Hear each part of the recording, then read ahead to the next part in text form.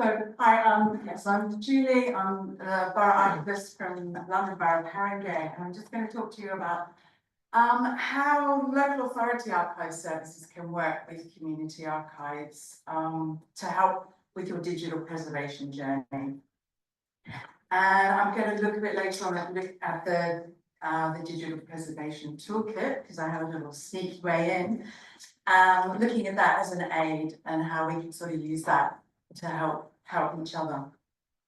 So part of the local authority archive service's remit is to support local and community and voluntary archives to help preserve your records, your own heritage and your collective memory. And that can be whether it's analog, digital, or what's happening mostly at the moment for our experience anyway, is the combination of both. And we can help you regardless of whether you want to deposit your material with us eventually or whether you want to keep it yourselves.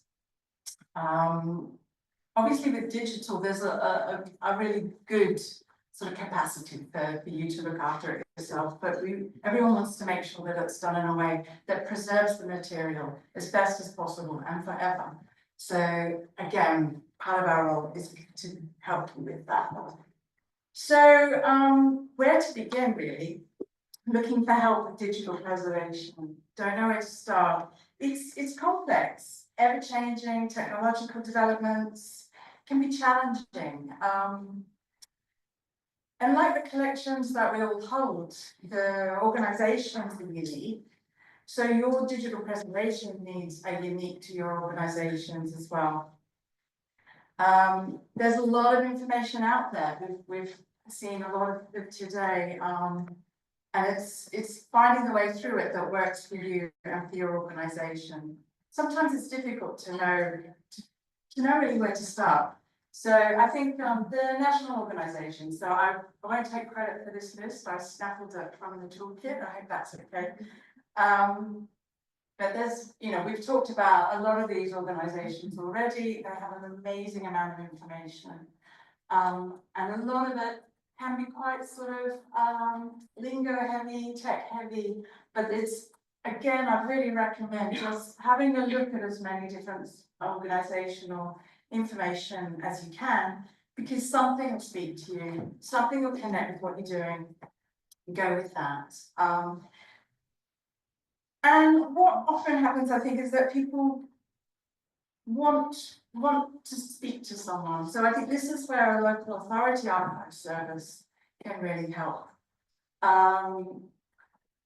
It's very dark. I don't know why the slides should be on a white background, but I can talk you through it. I don't know how to adjust that. It should be sort of white on black, but so the support that we can give you. I think, yeah, come to the local authority archive service if you want to sort of talk about where you're beginning. I'm not going to say here that all local authority archive services are leading on digital preservation, because that's just not true. And my focus, I'm on the board of the London Archive Partnership, which is the London Local Authority Archive Services. There's 32 boroughs and the City of London. We're a network. I would say that there are 33 different stages that we're all at, basically. Each local authority is at a different stage of their digital preservation journey. And Haringey, I will admit, we're at quite the beginning of our journey. And then I know there are quite a few other local authorities in London that are much further ahead. But the great thing that we have is connections and networks, so we can sort of help each other with our journey. And through that, we can help you as well.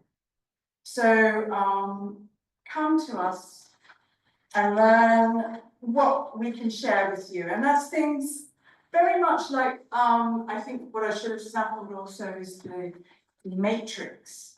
So we can help with anything on that matrix really. So that's file naming conventions, helping you with your workflows, issues around security. I think also what we do very well is making our collections accessible. So we can help you with things like data protection issues, intellectual property rights, so copyright issues, things like that everyone's been talking about today. And they're really, they're complex again. And getting that sort of extra help to make you feel confident in what you're making accessible, is legal, is really important.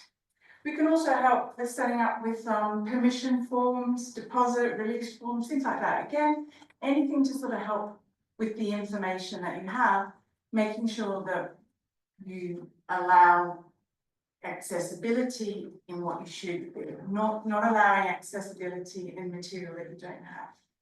I'm sorry, in material that you shouldn't have. And I think another thing which sort of comes through with the talks today is connections with other local community organisations. So events like today, for example, hearing best practice, or if it's not best practice, hearing practice that works. And I think local authorities are a really great position. We're local, we know what's going on in our boroughs, in our areas, and we can make those connections. And sometimes it's not so sort of lateral. Sometimes it's like, this organisation is doing amazing things in this particular way. Perhaps you could benefit from that. And so it doesn't necessarily mean that I'm here sort of talking to you about what they're doing. I'm going to put you in contact with them because that's going to save everyone's time.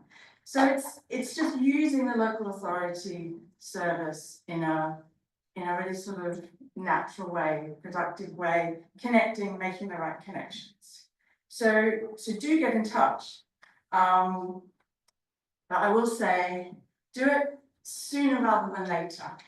Plan ahead. You come to us for advice, but I'd say early in your journey as possible.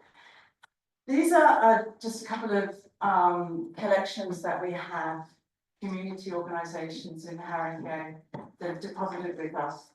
And I just want to sort of use this as an example of, obviously, analogue material, hard copy, and then follow fantastically what the suggestions that I gave them. They've come ordered and sorted and labelled, really lovely. And this is sort of what's been happening really over a long period of time. And now with the collections that we're receiving that are often a bit more hybrid or even fully digital, I might get material like this, and that's fantastic. And then we find, oh, we've got some little curveballs thrown in. So I might tucked away, I might find a couple of CD-ROMs or an old floppy disk or something like that. So what I am sort of making a point here about is using the digital preservation toolkit as a sort of way to make sure that what people are depositing and what you're keeping really starts at the very beginning with best practice. So if you're thinking about connecting with an archive service and looking for and other information sources as well, do it as soon as you can, I think. And if a community archive comes to me and they've got sort of hybrid collection or digital collection, I'm certainly going to be looking at sending them a link to the toolkit. And with that, I would sort of be asking them to consider, again, sorry about the slide, consider what stage your archive is at in concern with the preservation models. Think about what you want to do, what you want to keep, and follow the guides. It's really it is well written actually, and I would agree the language is very accessible. It's adaptable, I think, which is really important because, as I said, there's sort of no one size fits all.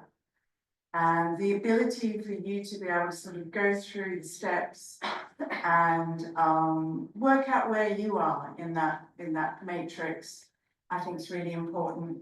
and can give you that sort of ownership of where you are, what you're doing with your material. So yeah, think about the specifics of your own collections.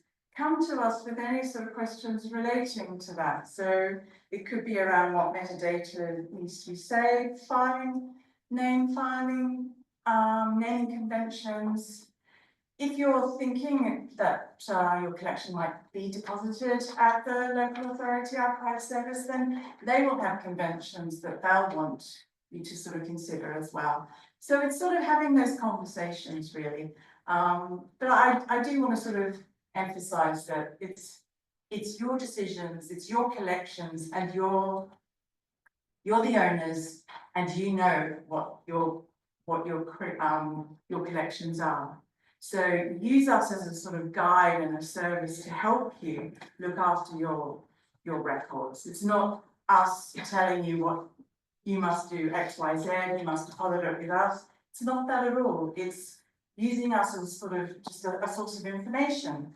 So if you want to have a conversation about depositing the records with us, that's brilliant. But certainly, I think you'll find most local authority archives are very happy to be looking after their own material, but as long as you're doing it well, because ultimately everyone wants the resources to be kept in a way that will preserve them in the best way, best way possible.